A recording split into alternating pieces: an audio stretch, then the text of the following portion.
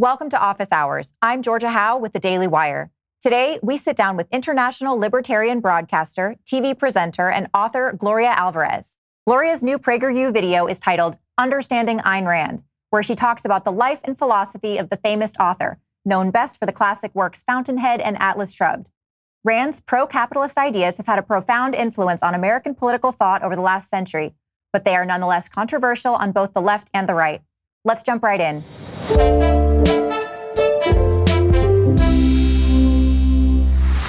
Gloria, thank you so much for joining me. Thank you, Georgia. It's a pleasure being here. Ayn Rand is a really big topic, and it's hard to know where to start. But one thing that you focused on in your video, which I think is actually the most interesting aspect of Ayn Rand, is her view on morality. So in your video, you talk about how Ayn Rand considered capitalism to be not just an aspect of a moral society, but the foundation of morality itself, or the foundation of the ideal morality. So I want to listen to a clip of your video, and then I'm going to ask you about that, okay? Rand advocated pure capitalism, which she described as a system in which the government acts only as a policeman that protects men's rights. No bailouts, no special favors for big business, no government intervention into the economy. When people are free to produce and trade, and when the government is limited to protecting rights, everyone benefits. Many people summarize Ayn Rand's philosophy as greed is good. Would you say that's fair and accurate? I would say that what Ayn Rand focuses on is rationality. And from the basis of what is rational, what it comes to be the most peaceful interaction that two human beings can have is trade. It's the only way that we can, in a peaceful and agreeable way, look for the talents that we within each other we don't have to exchange values, products, and services, right? The other options are war, plunder, expoliation, robbery. So for her, trade is moral because it's the only rational means in order to acquire something that someone else with different talents that you have can individually produce. So that's why she called capitalism moral. But she also mentioned that, unfortunately, we never have true capitalism, true free market, unless the law equally treats everybody with no privileges, with no subsidies, with no protectionisms, and no bailouts. So this is why her views are so controversial in the left wing and the right wing as well. Well, one thing that's actually really interesting about Ayn Rand, and maybe you can speak to this, is she doesn't identify as a conservative. She identifies as an objectivist. Can you tell us a little bit about what it means to be an objectivist? She developed her own philosophy under the pillars of understanding from the metaphysical point of view that existence exists. And you shouldn't be fighting against reality, but understand reality in order to accommodate it so that human beings can have the better life that they can possibly have using reason as their tool to understand that reality. So she steps away from any mysticism or any view of the world that rejects reality as it is. From there, she develops an epistemological point of view where the concepts and the development of language is the basis for human understanding. From there, she goes on to politics and economics. That's why in economics, she defends capitalism as the only moral system that there is. And on the higher and ultimate level is art. She developed in the Romantic Manifesto how all the forms of art, from architecture, music, even the movie industry, can be tools into putting out there all the values and principles that a human being is trying to achieve in a society. So these 5 branches, it is what she calls objectivism, a philosophy to live in this world. And its basis is that you as an individual, you are an end in your own self. You are not the means of someone else, and you cannot use other human beings for your own ends, even if they are in your head something that is moral or good for them. So it's interesting that you describe it that way, because I think most people, when they first hear about Ayn Rand's philosophy of kind of greed is good, their first concern is exploitation. So how does Ayn Rand marry that together of everyone pursuing their own goals, but also avoiding a situation of exploitation? So in her book, The Virtue of Selfishness, she explains that you are a selfish person as long as you understand that other individuals also have the right to pursue their own happiness, have their own interests, personal interests. And in the moment that you respect the life, the liberty, and the private property of other individuals, you are being a rational, selfish human being. That means that if you understand that you have a right to go for your dreams, you also have to respect other human beings' rights to go for their dreams as well. So this is why she calls that this is the most moral philosophy of them all, because no one is stepping on each other's foot in order to harm the dreams and the goals that everyone has. Thomas Sowell also said something similar, and Walter Williams, when they talked about social justice, and they say, well, my definition of social justice is that you keep with whatever you have worked for, and I can keep whatever I have worked for.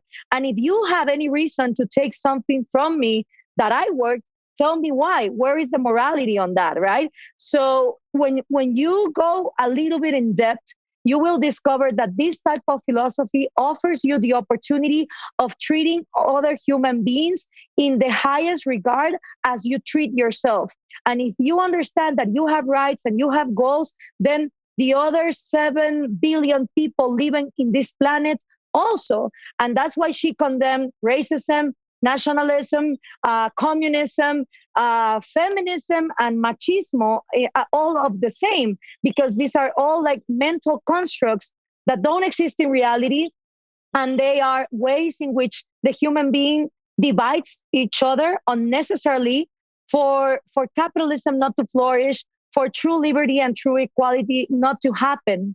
You mentioned that Ayn Rand condemned communism, and she grew up in Soviet Russia. Can you talk a little bit about how her background informed her morality and her worldview? Well, I think it was crucial because the whole communist idea is that you as a human being, you're worth nothing. You are only worthy if you sacrifice yourself for the common good of the whole society. So what you have at the end is a lot of human beings, all of them renouncing to their dreams, their goals, their personal interests, for this idea that doesn't exist in reality of the common good of a nation. So you will always have a class that is absolutely exploited, taken out of all the rights for the dream of this altruism and this goal of having everyone as equal. But in reality, communism, unfortunately, doesn't bring equality. The only equality it brings is equality in misery for most of the population, but still there's an oligarchy.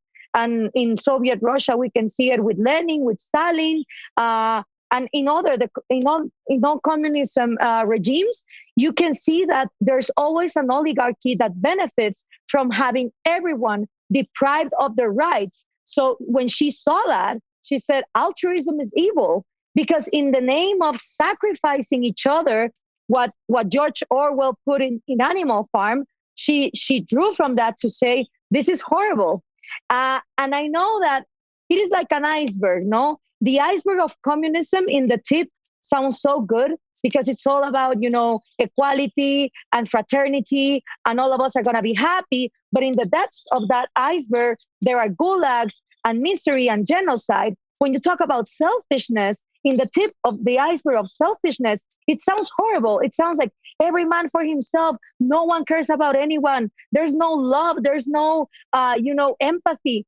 When what actually Rand is saying is, no, when you care about yourself, you not only are not a burden for your society, but you have something to add up to that society with your talents, with your studies, with the things that you come up with.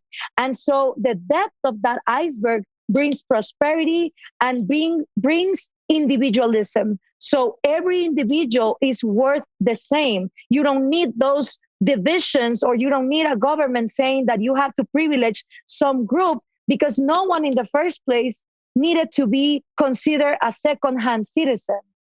Something that's really interesting about Ayn Rand is she really idolized the founding fathers of the United States, and she loved their philosophy that they came up with.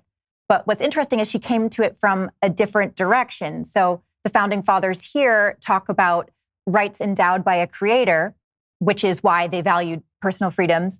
But Ayn Rand came to it from the idea of reason. And you can correct me if I'm wrong, but I believe she was a firm atheist. So can you talk a little bit about her feelings about the founding fathers and how we can compare and contrast their views? Yeah, actually, one of the things she celebrated as a capitalist atheist from the founding fathers was that they were escaping systems where religion and monarchy went one and all together. And in the United States, they created religious freedom. So it was absolutely respected that everyone in their own home could practice any religion, whether it be Catholicism or the Protestant church or whatever was going on in the time. But it was understood that every single individual, first of all, they were not subjects to a government. So what she really admired about the founding fathers was that for the first time in human history, it was written down that the populations are not the servants of the government in place, but the government is there to serve those populations, especially respecting their rights. So because of the basis of religious freedom, also people with no religion whatsoever could come to the United States and become someone without having to be subjects of a king. The Ayn Rand Institute has a very interesting article called "The United States Was Founded on Secular Principles." And what they explain is that by having religious freedom and not forcing everybody to one point of view, is that then you can create a society that prospers in other aspects of liberty. How did you become interested in libertarian philosophy yourself? Well, way before knowing about Rand, many years before, I had contact with communism firsthand because both my parents come from Hungary and Cuba. So, you have your first impression of how that is like from there. And then without even knowing, I chose to study in a libertarian university in Guatemala called Francisco Marroquín. And they had all the mix of classical liberalism with Frédéric Bastiat to the Austrian economists with Mises and Hayek. And there was always talk about Ayn Rand and Atlas Shrugged, but I never read the book until I graduated from college many years later. And when I read it, what impressed me about this novel is that it was like a documentary of all the communist systems, but how do they start in very successful societies? So for me, Atlas Shrugged spoke more about Cuba than the Soviet Union, because Cuba was the most developed nation of Latin America in the 50s. It was very close to the standards of living of the United States. So while reading Atlas Shrugged, I was like, this describes exactly the whole destruction that you can see it in the economy, but it's not the economy. It's also the psychological destruction where human beings are deprived of having any kind of self-esteem, of hating the good for being good, of hating the self-made man, and still try to live off that self-made man. And from there, I read more about her philosophy. And now I've been collaborating with the Ayn Rand Institute, with the Atlas Society, with the Objective Standard to understand more of her nonfiction and her philosophical grounds for objectivism. So for people who are interested in Ayn Rand and they want to maybe read one of her books, which one would you recommend? Well, if you're a lazy reader, I would start with Anthem because it's a very small book. And it's a dystopian future where I doesn't exist anymore. It's a society that has come to the point where we is better. And it's a short novel that I would even recommend for, beginners in reading. But if you love fiction and you love those kind of stories that intertwine everything, like Game of Thrones or Star Wars, and there are a lot of things happening at different levels, from like the political scene to the love scene, then definitely Atlas Shrugged. Now, if you're more interested in like a personal struggle on how to become someone that has his own voice in a society where you don't feel identified and where you feel that where they are pushing you is not somewhere that you want to go through, I would definitely recommend The Fountainhead. And if you're not much of a fiction reader, then I would recommend The Virtue of Selfishness. In her nonfiction, I think that's the best book with short essays that gives you a good impression of what objectivism is. And finally, if you love art and you are puzzled in what art should mean in the world, I recommend the Romantic Manifesto. All right. Well, Gloria, thank you so much for joining us. Where can we find you online? You can find me online in Twitter, Instagram, Facebook, and YouTube as Gloria Alvarez. And I am the one that takes care of my own social media. So it will be me replying to you. All right. Excellent. And that's the end of today's Office Hours. Make sure to tune in next week for our conversation with a new PragerU presenter. I'm Georgia Howe. Thanks for tuning in.